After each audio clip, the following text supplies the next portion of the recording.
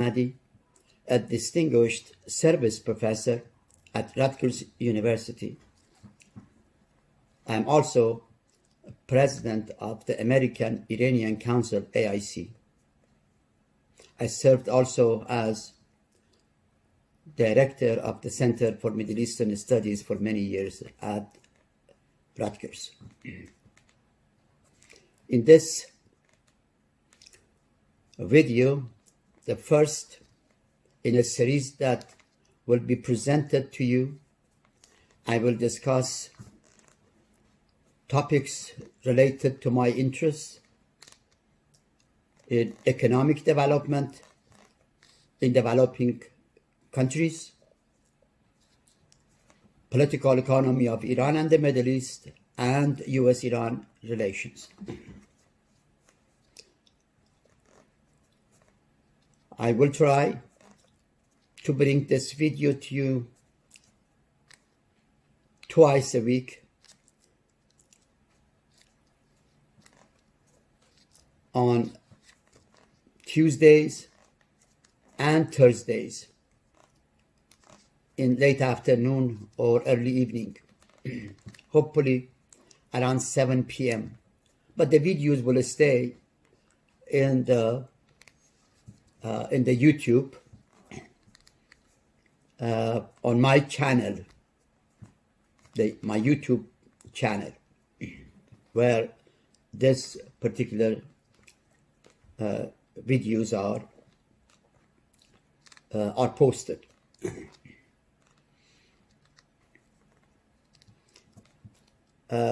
First, before I forget, let me tell you that if I cough at times, it's not because of corona, it's allergy that I have in this particular season. And second, I like to have this video series very informal, meaning I am not going to read from a written text and I am not going to use teleprompter. I will say what comes to my mind and is in my heart. Speaking from mind and heart is the best way to communicate issues that I want to share with you.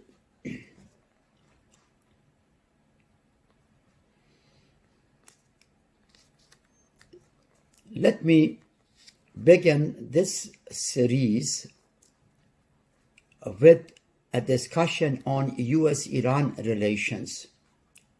The reason is these relations these days are extremely tenuous and conflictual, and many people expect even war between US and Iran, although I don't believe in it.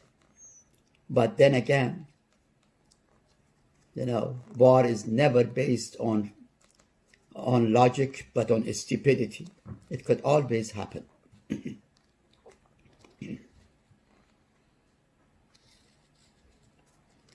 To start with, I would like to first present to you my theoretical or conceptual framework for US-Iran relations. And then, in the next video and others, to give you some detail.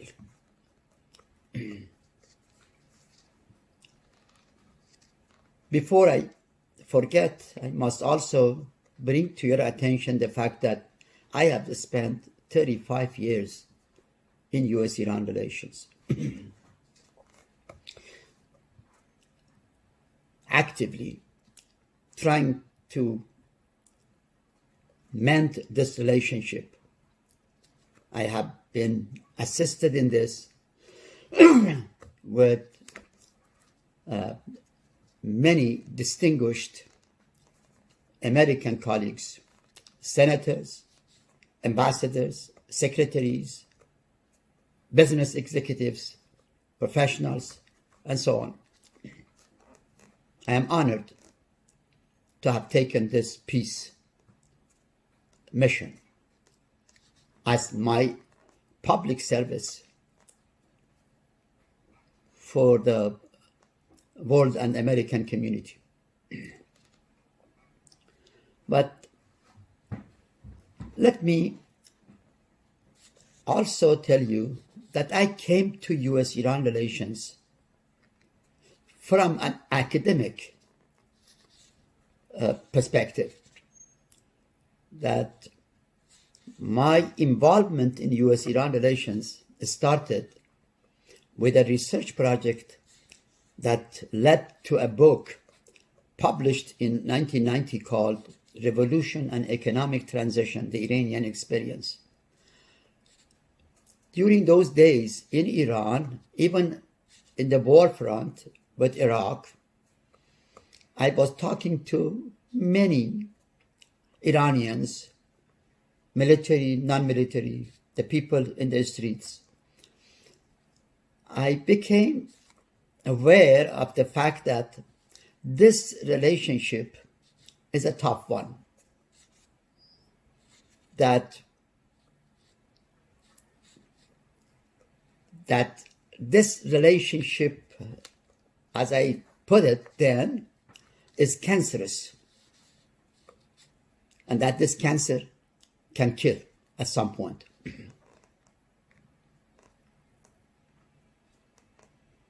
I must say that when I started this academic project and then the activity beyond that, I was not supported by many, even Iranians. Many thought that this was completely out of context, that Houshang Amir Ahmadi, then I was an associate professor, would take on himself to bring the America back to Iran. I was arguing for normalization of the relationship. Not even 5% of the people thought I have mind. I'm proud to say that today, 85+% of Americans and Iranians think that, particularly Iranians, think I was right. And I am right. That the US and Iran have to come together. That this relationship as it is cancerous, that can kill.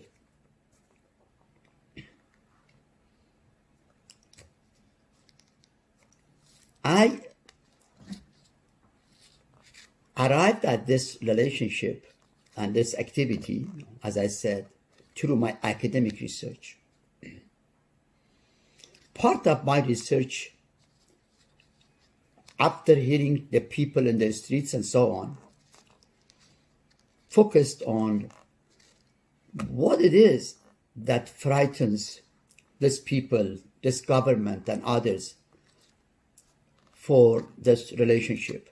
Of course, a group of Iranians who didn't like the Islamic Republic never wanted this relationship.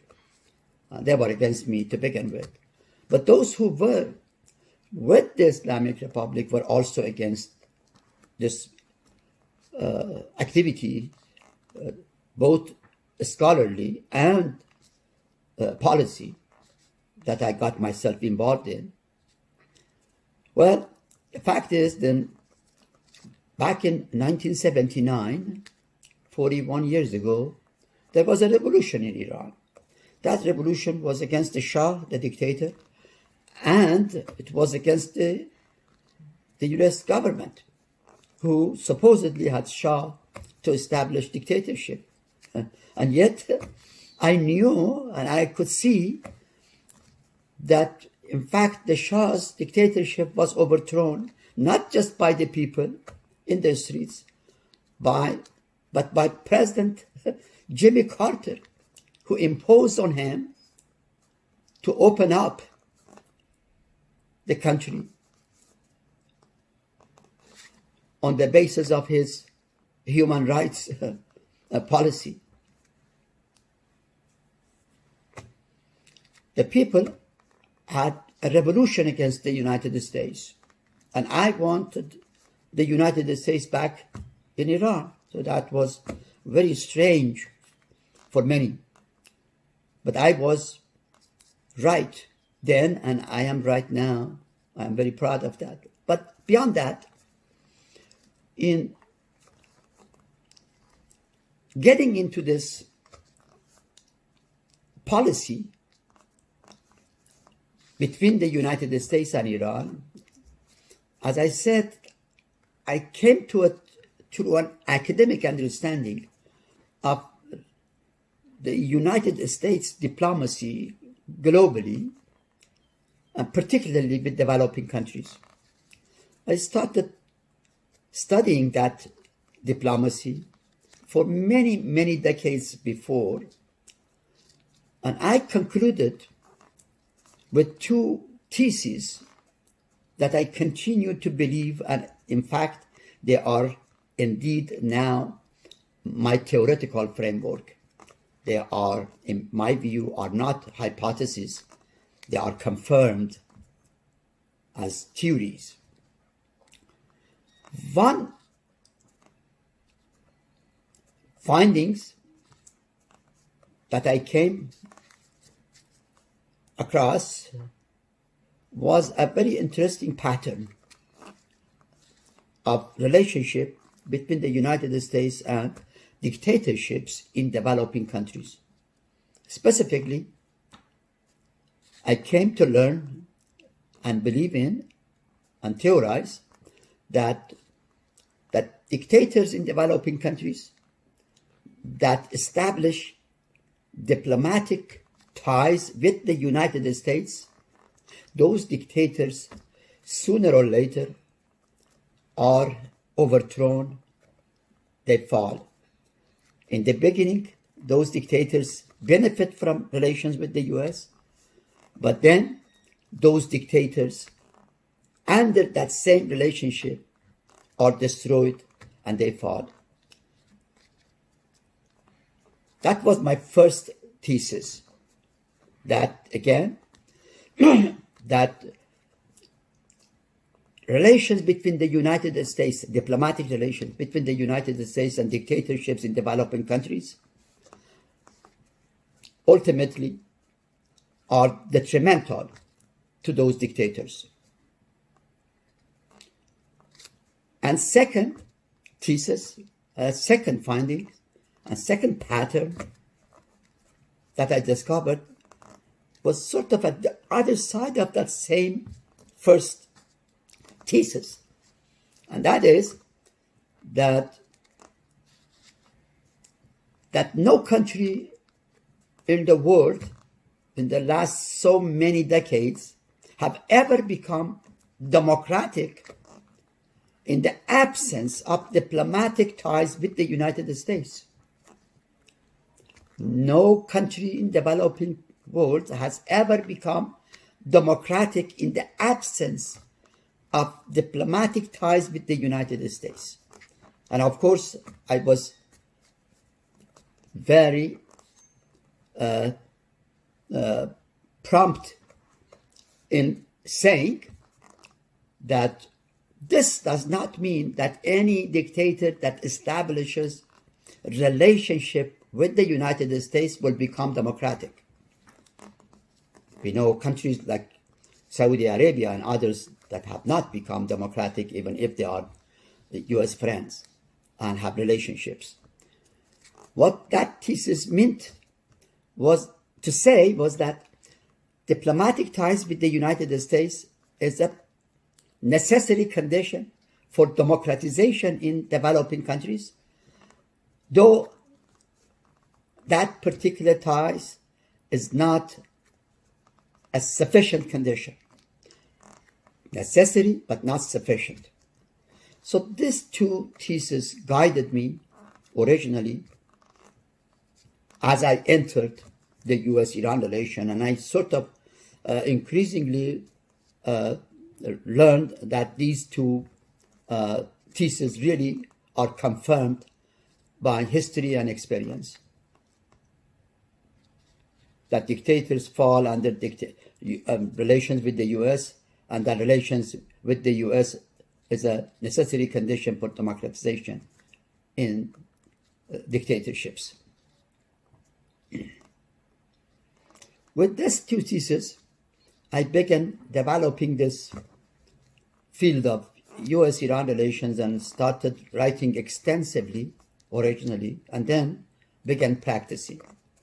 And I gathered lots of friends, the old Iran hands and Americans and others, established a major council, nonprofit, the American Iranian Council, and had lots of achievements. And we have a video of about 6-7 minutes that we will soon put on the YouTube for you to see. But this is not the place to go into that history.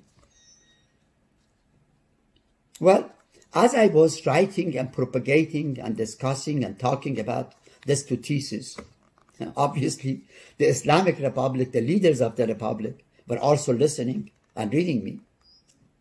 But at the same time, they were also attentive to learning about the experience with the U.S. relations.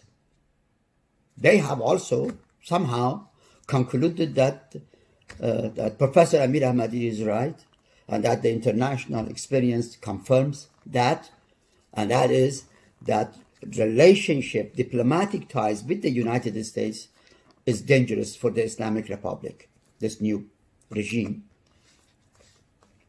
that had been established after the revolution in 1979. Now, beyond these two theses, I began experiencing and learning and developing another idea in U.S.-Iran relations. And that is that the Islamic Republic wants to maintain what I called and continue to call a no war, no peace status quo between itself and America.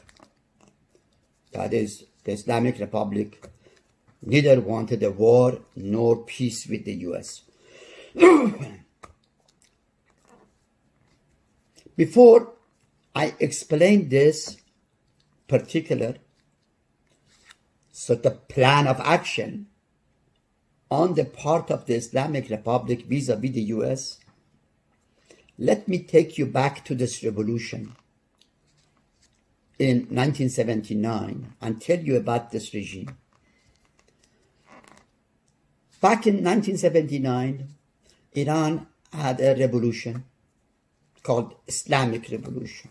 It was called Islamic Revolution because political Islam was the ideology of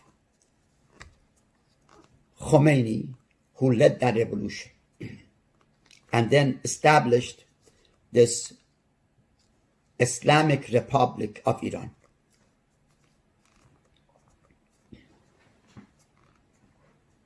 That republic, despite the fact that has the republic in its title, in its name, is a theocracy. That's the key word. And if people who are in this relationship were to ignore that word, will get nowhere. Either governments, policymakers, or academics. The Islamic Republic is a theocracy, the first republican theocracy in the world. We have had theocracy some centuries ago, back in 12th, 13th, 14th centuries in European continent, when the church took over, governments of church.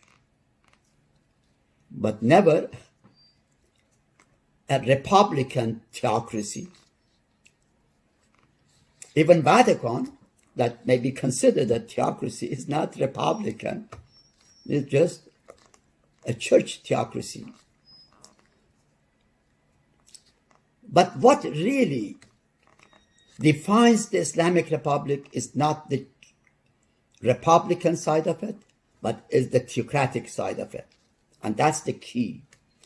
It is an abnormality in that sense. It's not the republic, it's the theocracy that rules, that is the dominant force, dominant form of government. In a theocracy, obviously theocrats rule. In the Islamic Republic, the theocrats are ayatollahs. These guys who are leaders of the Shia Islam in Iran. Some 200 of them really control that country. And this is extremely important to understand. When you have a theocracy, when you are leading that theocracy with theocrats, then you have a different world. This is not a normal state, just like any other state. A theocratic state run by theocrats is a completely different animal. This is what neither Americans nor the policymakers everywhere ever understood. They just simply ignored it. They basically argued that, well, it's a republic, it's a normal state. It acts like any others. It does not. The last 41 years, have demonstrated that I am right, that this state doesn't act as a normal state, regardless of the name. It's a theocracy. Now, the Islamic theocracy considers itself, just like any theocracy, the government of God. And in the other side, your enemy is the government of Satan. A grand Ayatollah told me openly on my face that, Dr. Amir Ahmadi, you are struggling in vain to bring us together, the American and Iranian. We are the government of God and they are the government of Satan. They cannot sit together. They cannot have peace. All we can do is to avoid war with them and peace with them. The no war, no peace status quo. So it's extremely important to understand this point I'm making, that this is a theocratic government. Now, why then, let me explain why then this plan of no war, no peace, and how you can explain that. Well, let me first explain it from the Iranian side. Iranian regime, this theocracy, doesn't want a war with the United States because simply it just can't fight a war with the US. It will be losing it. It will be destroyed in a war with the United States, the most powerful nation, the most powerful military on the earth. So that's out of question. So these guys, these theocrats, understand that well. They're not stupid. They know the American power. So they have avoided at any price a war with the US. And they will continue to avoid that. And that's the no war side of it. But why no peace? Again, for one thing, it's no peace because it's a theocracy, the government of God versus Satan. Second, this theocracy is based on religious fanatics or radicals, Islamic, inside the country and in the Middle East. It is not, its power is not based on people like me. is based on radical Islamists.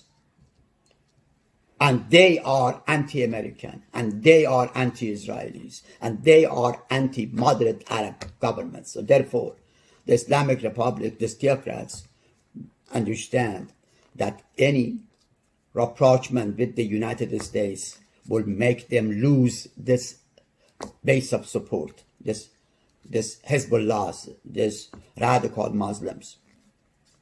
They see no gain in losing them.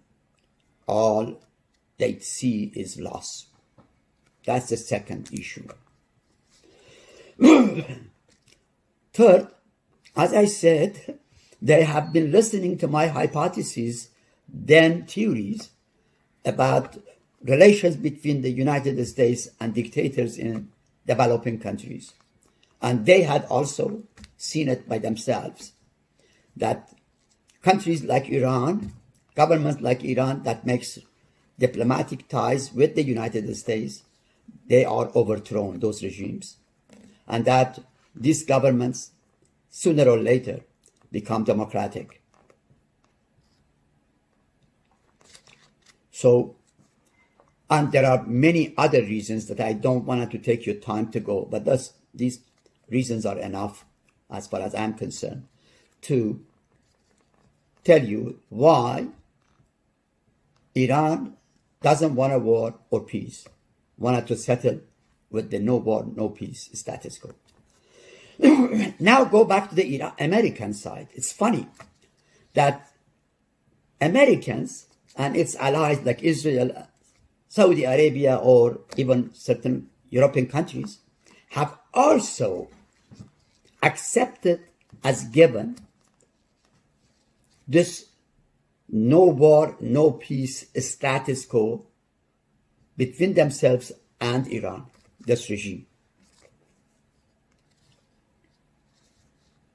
Now, I have to say that the Americans have really accepted this unwillingly, and given that they had no other options, I'm going to explain.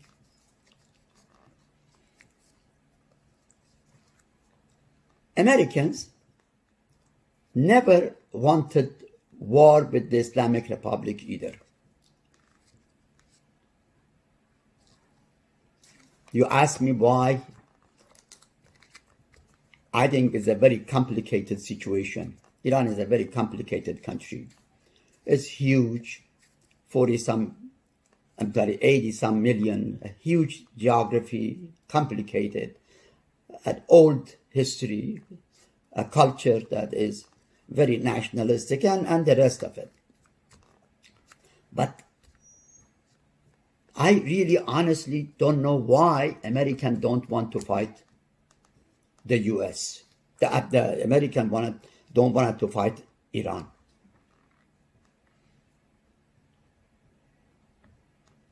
They must have certain reasons, maybe some of these reasons I just mentioned, maybe others. Maybe the US governments have benefited or do benefit from the fact that the Islamic Republic is there, and that they use this republic to frighten countries like Arab world and make business. Again, there are all kinds of theories.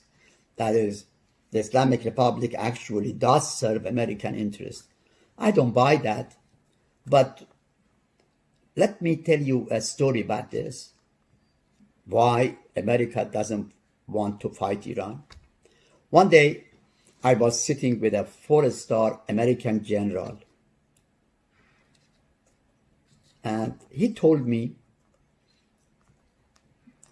Dr. Amir Ahmadi, the discussion was on US-Iran relations, and I was concerned those days about a war between US and Iran. So I asked him this question. He said, Dr. Amir Ahmadi, I can promise you that we will never have a war with Iran. I said, why? I said, I have no idea. As a general, I have been in US military service for so many years. I have sat with other top leaders, presidents and others, many times on Iran. And any time the war issue was discussed, it was immediately taken off the table. We didn't want it to continue.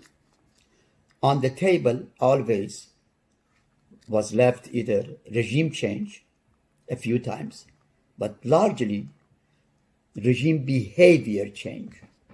We always wanted to change the behavior. We didn't want it to fight, even regime change. That is what the general told me.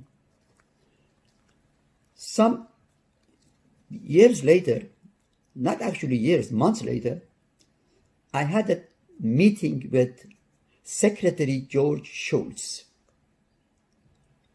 At the time, he was at Stanford, living in that campus.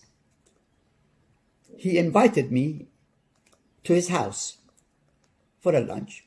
We sat for almost 4 hours discussing U.S.-Iran relations. Mr. Shultz in Palo Alto that day told me that, one, no country he remembers to have harmed the United States more than the Islamic Republic. So he thought the Islamic Republic has been extremely harmful to Americans. Going back to sanctions, to hostage questions and others. He even mentioned about the coup 1953, and he regretted that. Secretary Albright also, at a conference that I organized and I introduced her in 2000, also regretted the fact that that coup was helped by Americans. But that's not the point. I don't believe that the Islamic Republic ever, cared about that coup. They don't care about Dr. Mossadegh, the Democratic Prime Minister of the country that was overthrown in that coup. They never ever named the street even after this man. So that's a side issue as far as I am concerned. Mr. Shultz told me that despite the fact that the Islamic Republic has harmed us so much, we will never use force against it. Even if, he said, we know that force will work with the regime. That's interesting. He thought the force will work, but there is no willingness in the US side to use it against the Islamic Republic. I mean military force. So the fallback position is sanctions, pressure, diplomatic isolation, and so on. The policy that has been in place for 40 years by many, many different administrations. I think 7 of them, 8 of them. Now, so the two major Americans, a military and a civilian leader, have openly told me that the United States will never fight a war with Iran, unless, of course, there is an accident or things of that sort. Note that war is not always based on logic, but largely on stupidity. Could happen. Now, the United States obviously wants peace. If they don't want a war, they also don't want no war, no peace. They are tired of it. The United States is tired of no war, no peace. It wants peace. But then again, it can't get peace from the Islamic Republic because the Islamic Republic just doesn't want it. Simple. They have tried their best to get the peace, but hasn't worked. Now, to give you an example of how the Islamic Republic brings the American to the no war, no peace situation and keeps it there, let me talk about this nuclear deal that was signed between President Obama and the Islamic Republic some years ago. It's called the so-called JCPOA, the Joint Comprehensive Plan of Action, a deal on the Iranian nuclear enrichment program. President Obama, to get the Islamic Republic to the table, negotiation table, he has started putting more and more sanctions on Iran, maximizing pressure, economic, diplomatic, political, and so on. But he also used the war threat. He began talking about the war. He began saying either a nuclear deal or a war. He openly said that unless there is a deal, there will be a war. The Islamic Republic started getting nervous and became frightened. On the one hand, under pressure, economically particularly. On the other hand, the threat of war. It came to the table and it signed this enrichment deal. Thereafter, President Obama and Mr. Kerry, who had negotiated the deal, wished to continue building on that agreement toward more agreements on the missile issue and Iran's involvement in the region and so on. But then they realized that the Islamic Republic is fixed on the place, that doesn't want to move beyond the nuclear deal. The Republic has already achieved what it wanted, has taken the war back to the center. Now it wanted to do everything in its power to resist any further agreements toward peace, because the peace wouldn't serve it. So President Obama failed, Kerry failed, and then President Trump came on board for almost a year and a half, tried its best to convince the Islamic Republic that it should renegotiate and, as per President Trump's words, renegotiate a comprehensive deal toward normalization of relations. And he also promised that it will help Iran to build its economy. Well, that's a God-given gift. Comprehensive toward normalization and help on economic and other sides. But the Islamic Republic said no to Mr. Trump. Mr. Trump then withdrew from the nuclear deal and started this maximum pressure policy that he has had in place for a year now. It hasn't worked because the maximum pressure didn't have enough force to convince the Islamic Republic that they are at the point of a war. It always thought that it can maintain the status quo with Mr. Trump, particularly understanding Mr. Trump as a no-war president. He had said that during his campaign. But recently, President Trump has changed a little bit, is taking the Islamic Republic to the UN to reimpose certain other sanctions.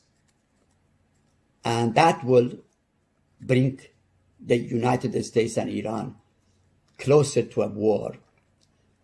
I will explain this in the next video because I don't want to short analyze this. But before I end this particular video, let me tell you about another fourth idea of mine for the US-Iran relations. The two theses, the no war, no peace, and now the fourth one. And this is a very interesting thesis. I developed that in a white paper for President Obama and delivered that to the White House in the first few months of his presidency. Secretary Clinton was also Secretary of the State. He also got a copy. The thesis I had proposed there was a simple one. I said that the Islamic Republic's plan of action, policy, vis-a-vis the United States is no war, no peace. The status quo that it has been able to maintain, the Americans have accepted it. Israelis and Arabs who had failed to impose a war also had accepted it because they were against the peace, just like the Islamic Republic. And that moving forward for President Obama with Iran, it's only possible if he was to take off the table this status quo of no war, no peace, and leave on the table for the Islamic Republic either war or peace. Either war or peace. That as long as, I argued, the no war, no peace is on the table, the Islamic Republic will not take the war, will not take the peace. It will always keep and take this no war, no peace. But that is what the Islamic Republic wants, and Iran. And the United States should not want that. President Obama started using that thesis and that idea. He began building sanctions and speaking about war. It brought, as I said, the Islamic Republic ultimately to the table, got a nuclear deal from it. However, after the nuclear deal, the United States went back again to the no war, no peace status quo. They started to again negotiate with Iran while the no war, no peace was on the table for the Islamic Republic. It never worked. It will never work. So my fourth point is very simple.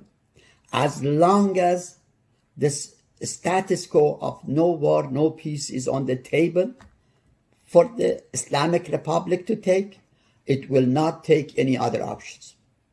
And this is the option that, interestingly enough, doesn't serve American interests.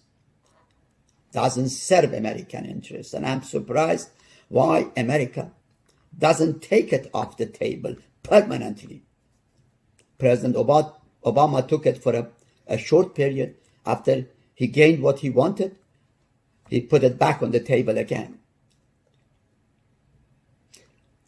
One American policymaker, very top-notch man, told me, Dr. Amir Ahmadi, when we talk about this in the State Department, about this idea of you, they always keep saying, this Amir Ahmadi is tricking us into a war, because if we take the no war, no peace off the table, and if the Islamic Republic did not want peace, then we are left with no option but war. And we don't want that. So we don't want to listen to Hussein. That's a trick. And yet, I believe, and I have always believed, that not only is not a trick, it is the best policy that the United States can develop towards its national interests. For the fact that if you take the no war, no peace off the table, yes, the Islamic Republic may resist peace, but it will never take war with you. Americans will never. As I said, it just knows for a fact that it cannot fight a war with the US. Now, on the peace side, it may not go all the way to diplomatic ties, but it could go close to that.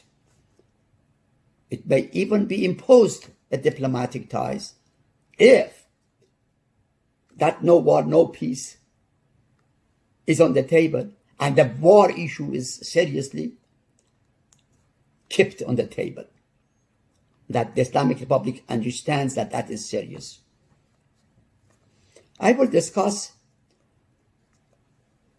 the continuation of this in the next video and will bring you up to date to the current situation and what President Trump has as a plan for the Islamic Republic and what the Islamic Republic is thinking of doing. I believe, as a last word, we are close to a negotiation between the United States and Iran very soon. I'm not sure it will happen in the next few months that President Trump has left up his first term, or it will go to his next term or to